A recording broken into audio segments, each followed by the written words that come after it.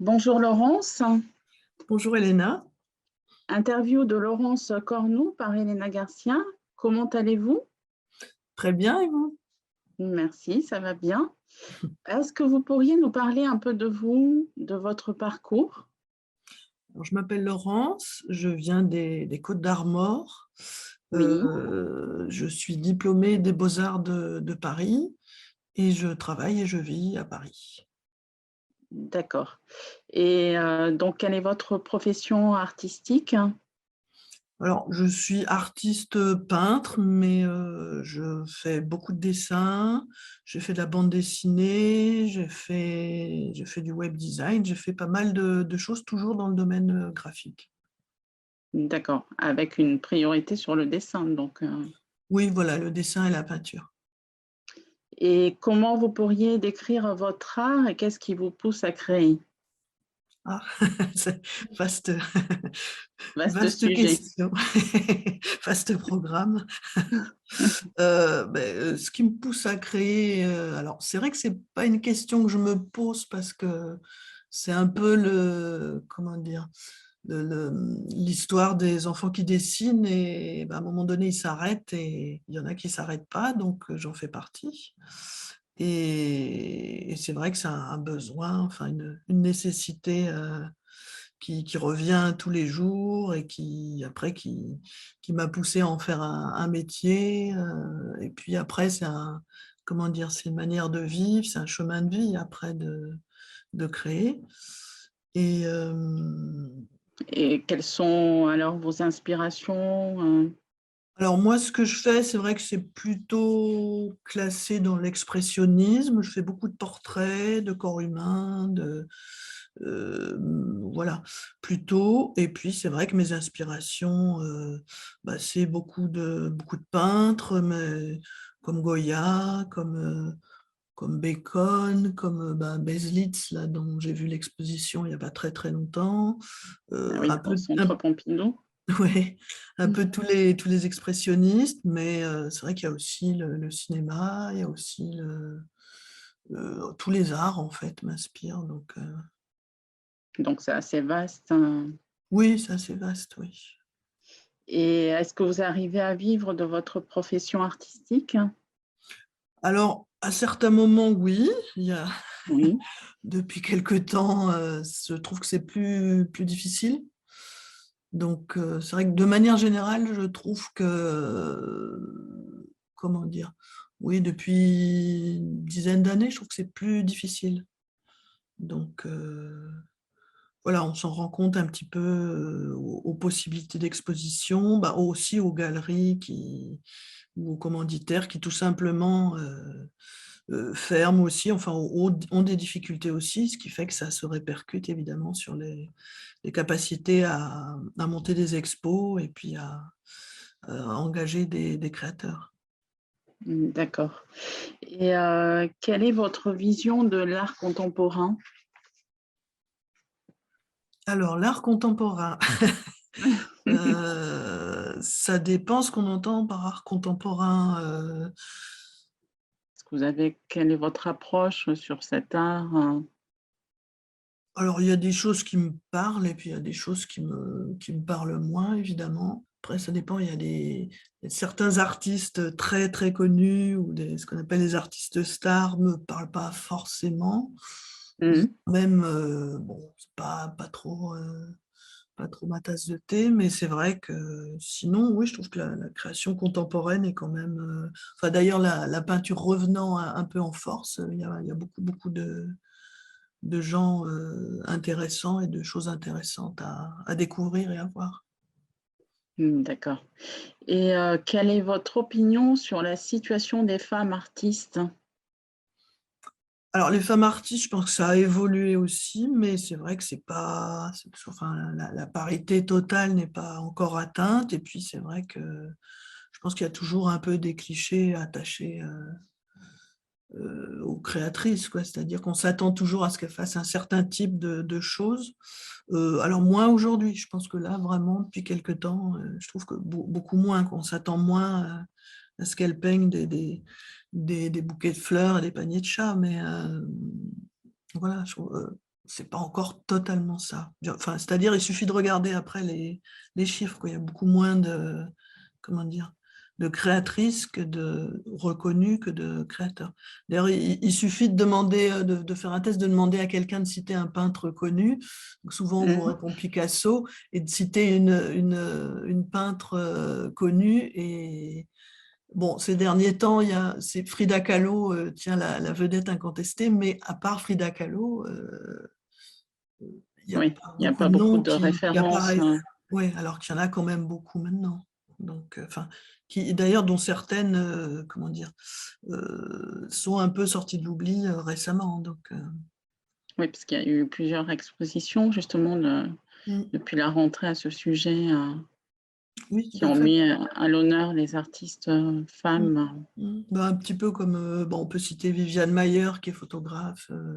Oui, Voilà, mais c'est pareil, c'est celle dont on parle le plus en ce moment. Mais je pense que dans la peinture, il y en a eu quelques-unes aussi. Ou, voilà, sinon, il y a Louise Bourgeois aussi qui revient. Mais là, déjà, c'est pas forcément.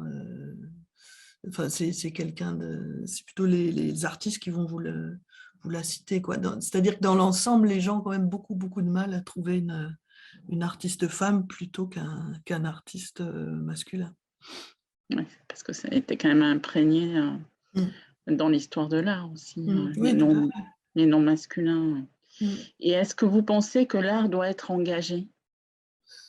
Alors, je pense que l'art est engagé quoi qu'il arrive, même à la limite le plus dégagé est déjà engagé. Mais oui, je pense que l'art fait. On véhicule de toute façon forcément des messages, que ça soit, comment dire, voulu ou non. Parce qu'à la limite, ne pas véhiculer de message est déjà un message en soi, mais ça ne doit pas. Enfin, après, ça dépend quel message et comment on veut le faire passer. Après, certaines tribunes sont pas forcément, n'apportent pas forcément. Enfin, déplacer une tribune qui a à être discutée clairement dans le champ social ou politique éventuellement, déplacer sur l'art peut être une bonne chose et ça peut aussi ne pas en être une. Donc ça dépend vraiment. Mais en général, je pense que quoi qu'il en soit, comment dire, un dessin ne tue personne ou normalement ne fait pas de mal. Donc c'est toujours mieux qu'il y en ait un plutôt qu'il n'y en ait pas. Voilà. D'accord. Et par rapport à la crise du Covid, comment l'avez-vous vécu et comment vous le vivez encore actuellement?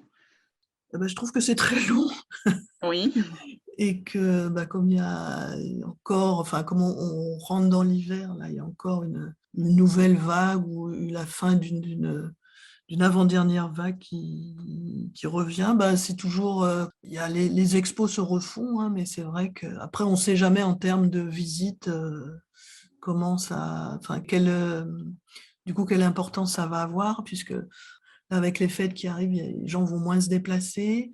Il y a ceux qui n'ont pas de passe sanitaire, il y a tout le protocole. C'est vrai que mis bout à bout, ça fait beaucoup de choses qui font certainement des visiteurs en moins ou des manifestations en moins. Donc donc voilà, mais c'est c'est quand vrai que même c'est. des inconvénients. Oui, complètement. Ouais.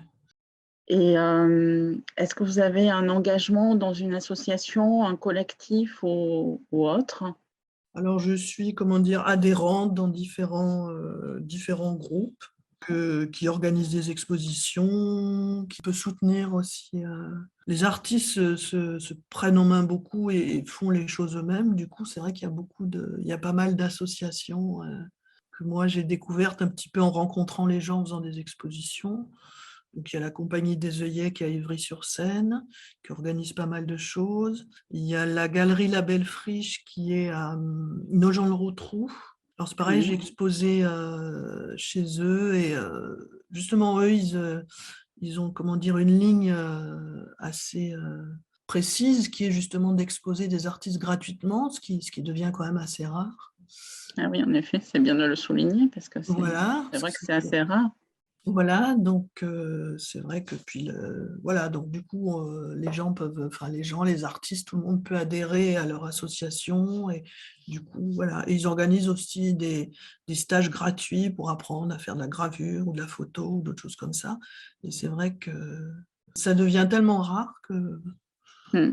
voilà, il faut le citer. Et puis je fais partie d'un autre collectif qui est le DF Art Project, qui est une association alors, qui organise des expos ou d'autres choses et qui est en fait le thème, disons, central, c'est le déstructuralisme figuratif.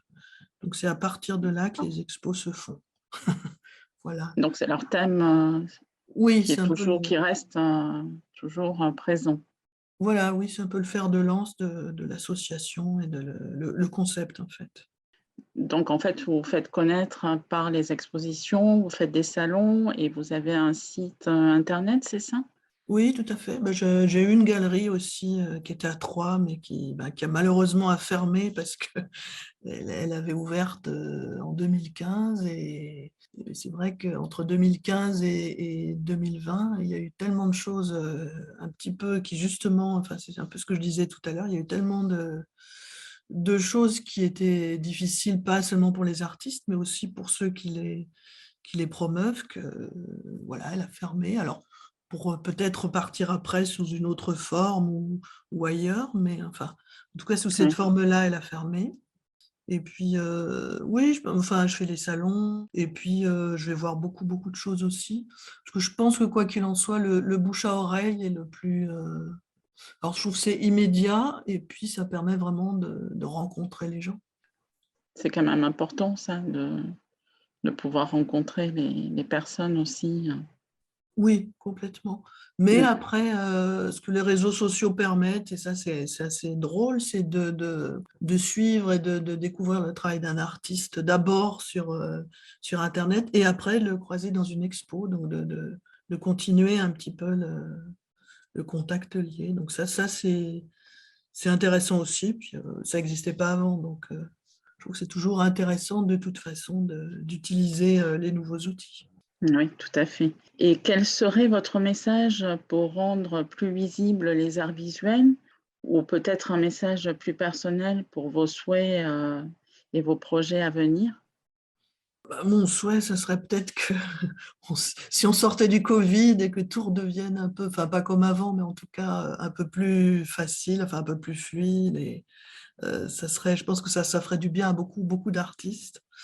Et puis le message pour les artistes, ce serait surtout qu'ils continuent, parce que je trouve qu'il y a beaucoup de gens justement qui s'organisent, qui font par eux-mêmes, parce que, comment dire, après la vie ou le parcours des artistes est quand même subordonné à des volontés quand même souvent politiques. Et c'est Oui, vrai que qui dit politique dit aussi subvention, dit finance. Donc voilà, souvent les politiques mettent, enfin c'est des choix qu'ils doivent faire aussi évidemment, c'est qu'ils mettent, ils peuvent mettre des subventions à un endroit et pas à un autre. Et c'est souvent, enfin, même souvent d'ailleurs, quelquefois c'est des projets qui ne coûtent pas beaucoup, qui ne sont pas, comment dire, choisis. Et je trouve ça dommage parce qu'il y a beaucoup de gens à Paris, en province et un peu partout qui essaient de faire beaucoup, beaucoup de choses, qui donnent beaucoup de temps, d'énergie. Il y a des bénévoles aussi.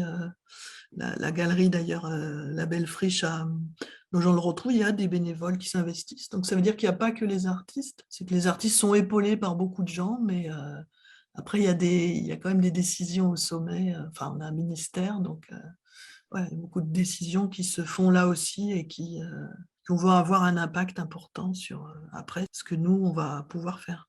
oui, tout à fait. Et enfin, pour clôturer, finir notre interview, quel verbe ou adjectif pourrait vous définir? Ah, une bonne question. J'en ai plusieurs, un seul. Ah, vous pouvez en dire plusieurs aussi, s'il y en a plusieurs qui vous viennent. Ben moi, je pense que c'est l'enthousiasme, c'est la curiosité et puis c'est la persévérance. Ah bah, c'est les 3 paires, font sens. Voilà, en tout cas, c'est ce qui m'aide, moi, à avancer. Voilà. dans votre pratique artistique. Je vous remercie, Laurence, d'avoir fait cette interview et je vous dis à bientôt. Eh ben, merci Léna, puis à très bientôt. Au revoir.